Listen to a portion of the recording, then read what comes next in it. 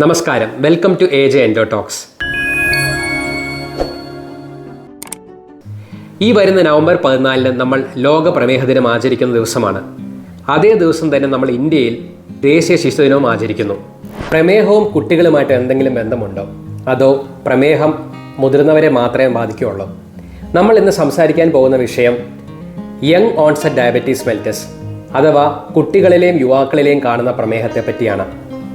മുതിർന്നവരിലെ പോലെ തന്നെ കുട്ടികളിലും പ്രമേഹം കണ്ടുവരുമെന്നുള്ളതാണ് ഒരു വസ്തുത. കുട്ടികളിലെ പ്രമേഹവും മുതിർന്നവരെ പോലെ തന്നെ 4 തരംതിരിക്കാം.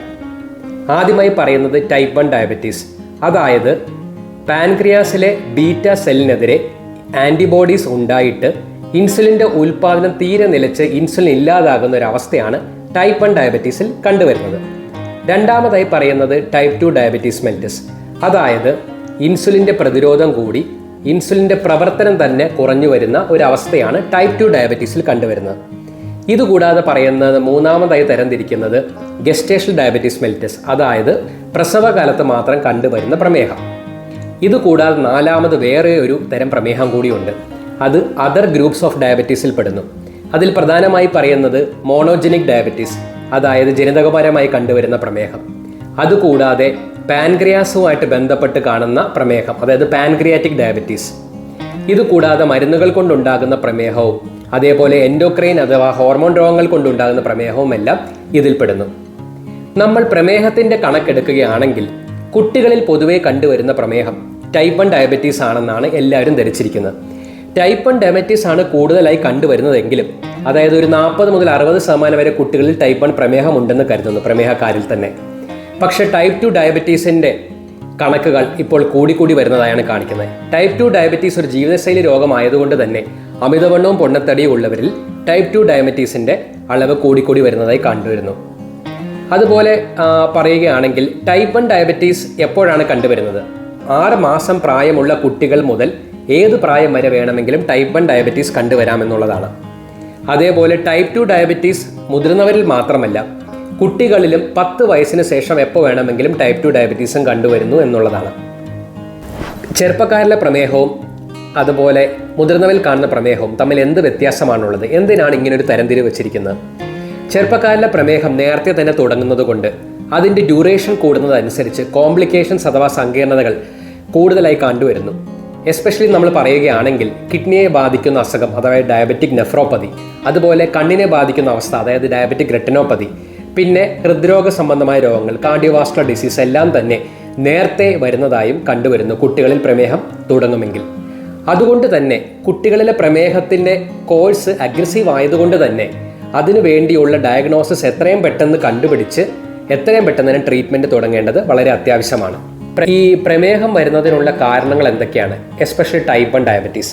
ടൈപ്പ് 1 ഡയബറ്റീസ് ഒരു ഓട്ടോഇമ്യൂൺ രോഗമായാണ് കരുതുന്നത്. അതായത് പാൻക്രിയാസിലെ ബീറ്റ കോശങ്ങൾക്കെതിരെ ആൻറ്റിബോഡീസ് ഉണ്ടാകുന്നു. ഈ ആൻറ്റിബോഡീസ് പാൻക്രിയാസിനെ ബീറ്റ സെല്ലിനെ നശിപ്പിച്ച് ഇൻസുലിൻ ഉൽപ്പാദനം പൂർണ്ണമായും നിലയ്ക്കുന്ന ഒരവസ്ഥയിൽ എത്തിക്കുന്നു. അപ്പോൾ അതിന് പ്രധാനമായും പറയുന്നത് ഒരു ജനിതകപരമായ കാരണങ്ങളാണ്. അതുകൂടാതെ ചിലപ്പോൾ കുറേ ഇൻഫെക്ഷൻസോ വൈറൽ ഇൻഫെക്ഷൻസും അതുപോലെ തന്നെ ഓട്ടോ ഇമ്മ്യൂണിറ്റി കൂട്ടുന്ന മറ്റ് കാരണങ്ങളും ഉള്ളതായി കരുതപ്പെടുന്നു. എന്നാൽ ടൈപ്പ് 2 ഡയബറ്റീസ് മെലിറ്റസ് ഒരു ജീവിതശൈലി രോഗമായതുകൊണ്ട് തന്നെ മറ്റ് ജീവിതശൈലി രോഗങ്ങളായ പ്രഷർ, കൊളസ്ട്രോൾ എന്നിവ ഉണ്ടെങ്കിലോ അതുപോലെ PCOD മറ്റൊരു കാരണമായി കരുതുന്നു. അതുപോലെ അമിതവണ്ണവും പൊണ്ണത്തടിയും ഉള്ളവരിലുമൊക്കെ ടൈപ്പ് 2 ഡയബറ്റീസ് അധികമായി കണ്ടുവരുന്നു. അതുപോലെ കുടുംബ പാരമ്പര്യം ഉണ്ടെങ്കിൽ, അതായത് അച്ഛനോ അമ്മയ്ക്കോ അതേപോലെ തന്നെ നമ്മുടെ ഗ്രാൻഡ് പേരൻസിനോ ഒക്കെ ഡയബറ്റീസ് ഉണ്ടെങ്കിൽ, സിബ്ലിങ്സിനോ ഒക്കെ ഡയബറ്റീസ് ഉണ്ടെങ്കിൽ ടൈപ്പ് 2 പ്രമേഹം കണ്ടുവരാവുന്നതാണ്. കുട്ടികളിലെ പ്രമേഹത്തിൻ്റെ രോഗലക്ഷണങ്ങൾ എന്തൊക്കെയാണ്? അത് പറയുകയാണെങ്കിൽ രണ്ടും തരംതിരിച്ച് പറയേണ്ടി വരും. കാരണം ടൈപ്പ് 1 ഡയബറ്റീസ് മെലിറ്റസ് 2 രീതിയിൽ പ്രസൻറ്റ് ചെയ്യാവുന്നതാണ്. ആദ്യമേ പറയുകയാണെങ്കിൽ പെട്ടെന്നൊരു എമർജൻസിയായി ICUവിൽ പ്രസൻറ്റ് ചെയ്യാവുന്ന ഒരു സിറ്റുവേഷൻ ടൈപ്പ് 1 ഡയബറ്റീസിൽ കണ്ടുവരുന്നു. അതായത് അമിതമായ വയറുവേദന, അതുപോലെ ശ്വാസം മുട്ടൽ, അതുപോലെ കൂടുതലായിട്ടുള്ള നിർജ്ജലീകരണം വന്ന് ശരീരം ക്ഷീണിച്ചു പോകുന്ന ഒരവസ്ഥ. അങ്ങനെ വന്ന് നമ്മളെ ഗ്ലൂക്കോസിന് പകരം നമ്മുടെ കോശങ്ങൾ മറ്റ് ഫ്യൂവൽസ് യൂസ് ചെയ്ത് കീറ്റോണിൻ്റെ പ്രൊഡക്ഷൻ കൂടി ഡയബറ്റിക് കീറ്റോഅസിഡോസിസ് എന്നൊരു എമർജൻസി ആയിട്ട് ടൈപ്പ് 1 ഡയബറ്റീസ് പ്രസൻറ്റ് ചെയ്യാവുന്നതാണ്. ഈ ഒരു പ്രസൻറ്റേഷൻ കുട്ടികളിൽ വളരെ കോമൺ ആണ്. പക്ഷേ എല്ലാവർക്കും ഈ ഒരു പ്രസൻറ്റേഷൻ കാണണമെന്ന് നിർബന്ധമില്ല. ചിലപ്പോൾ ഇതുപോലെ അമിതമായ മൂത്രമൊഴിക്കൽ, അമിതമായ ദാഹം, അതുപോലെ പ്രത്യേകിച്ച് കാരണമൊന്നുമില്ലാതെ വെയിറ്റ് കുറയുക, പ്രത്യേകിച്ച് കാരണമൊന്നുമില്ലാതെ പല പല ഇൻഫെക്ഷൻസ് വരിക എന്ന രീതിയിലും ടൈപ്പ് 1 ഡയബറ്റീസ് പ്രസൻറ്റ് ചെയ്യാവുന്നതാണ്. ടൈപ്പ് 2 ഡയബറ്റീസ് ഒരു ജീവിതശൈലി രോഗമായതുകൊണ്ട് പലപ്പോൾ ലക്ഷണങ്ങൾ കാണണമെന്നില്ല. ഞാൻ മുമ്പ് പറഞ്ഞ ഇൻസുലിൻ കുറയുന്ന അവസ്ഥയിൽ ഈ പറഞ്ഞ ലക്ഷണങ്ങൾ കാണാവുന്നതാണ്. അതുപോലെ തന്നെ ചിലപ്പോൾ ചില സൂചനകൾ ശരീരത്തിൽ കാണാവുന്നതാണ്. ശരീരത്തിൽ കഴുത്തിൽ കാണാവുന്ന അമിതമായ കറുപ്പ്, അതായത് അക്കാന്തോസിസ് നൈഗ്രിക്കൻസ്, അതുപോലെ മൾട്ടിപ്പിൾ സ്കിൻ ടാക്സ് വരിക, ഇതെല്ലാം ഒരു സൂചനയായിട്ട് കരുതാവുന്നതാണ്. അതുപോലെ മറ്റ് ജീവിതശൈലി രോഗങ്ങളുണ്ടെങ്കിലും, അതേപോലെ പ്രത്യേകിച്ച് ലക്ഷണങ്ങളൊന്നും ഇല്ലെങ്കിലും കുടുംബ പാരമ്പര്യം ഉണ്ടെങ്കിലോ മറ്റ് റിസ്ക് ഫാക്ടേഴ്സ് ഉണ്ടെങ്കിലോ ടൈപ്പ് 2 ഡയബറ്റീസ് നമുക്ക് പ്രത്യേകം സ്ക്രീനിങ് ചെയ്ത് നോക്കേണ്ടി വരും. കുട്ടികളിലെ പ്രമേഹം എങ്ങനെ രോഗനിർണയം നടത്താം? മുതിർന്നവരിലെ പോലെ തന്നെ കട്ട് ഓഫ്സ് ഒക്കെ ഓൾമോസ്റ്റ് ഈക്വൽ ആണ്. അതായത് ഫാസ്റ്റിംഗ് ബ്ലഡ് ഗ്ലൂക്കോസ് 126 അതിന് മുകളിലാവുകയാണെങ്കിലോ, അതേപോലെ ഗ്ലൂക്കോസ് ടോളറൻസ് ടെസ്റ്റ് ചെയ്ത് 2 മണിക്കൂർ കഴിഞ്ഞുള്ള വാല്യൂ 200 മുകളിലാവുകയാണെങ്കിലോ, HbA1c 6.5 അതിന് മുകളിലാവുകയാണെങ്കിലോ നമുക്ക് ഡയബറ്റീസ് കൺഫേം ചെയ്യാവുന്നതാണ്. പക്ഷേ ഇതിൽ വളരെ പ്രധാനമായ മറ്റൊരു ടെസ്റ്റ് എന്ന് പറയുന്നത് ടൈപ്പ് 1 ഡയബറ്റീസും ടൈപ്പ് 2 ഡയബറ്റീസും തമ്മിൽ തരംതിരിക്കുന്നതിന് ഉപയോഗിക്കുന്ന ഒരു ടെസ്റ്റാണ് insulin auto antibodies. Insulin auto antibodies പലതരത്തിലുണ്ട്. എന്നാൽ അതിൽ പ്രധാനമായും യൂസ് ചെയ്യുന്ന ഒരു ടെസ്റ്റ് ആൻറ്റി GAD65 ആൻറ്റിബോഡി എന്ന ടെസ്റ്റാണ്. അതുപോലെ തന്നെ anti islet cell antibody, anti insulin antibody, zinc T8, IA2 എന്ന് മുതൽ പറഞ്ഞ പേരുള്ള പല ആൻറ്റിബോഡീസും നമുക്ക് ഉപയോഗിക്കാവുന്നതാണ്. ഈ ആൻറ്റിബോഡീസ് പോസിറ്റീവ് ആവുകയാണെങ്കിൽ ടൈപ്പ് 1 ഡയബറ്റീസ് കൺഫേം ചെയ്യാവുന്നതാണ്. എന്നാൽ ടൈപ്പ് 1 ഡയബറ്റീസിൽ തന്നെ ഒരു ചുരുങ്ങിയ വിഭാഗത്തിൽ ആൻറ്റിബോഡീസ് ചിലപ്പോൾ പോസിറ്റീവ് ആകണമെന്നില്ല. ആൻറ്റിബോഡീസ് നെഗറ്റീവ് ആയതുകൊണ്ട് മാത്രം ടൈപ്പ് 1 ഡയബറ്റീസ് ഇല്ലെന്ന് നമുക്ക് പറയാൻ പറ്റത്തില്ല.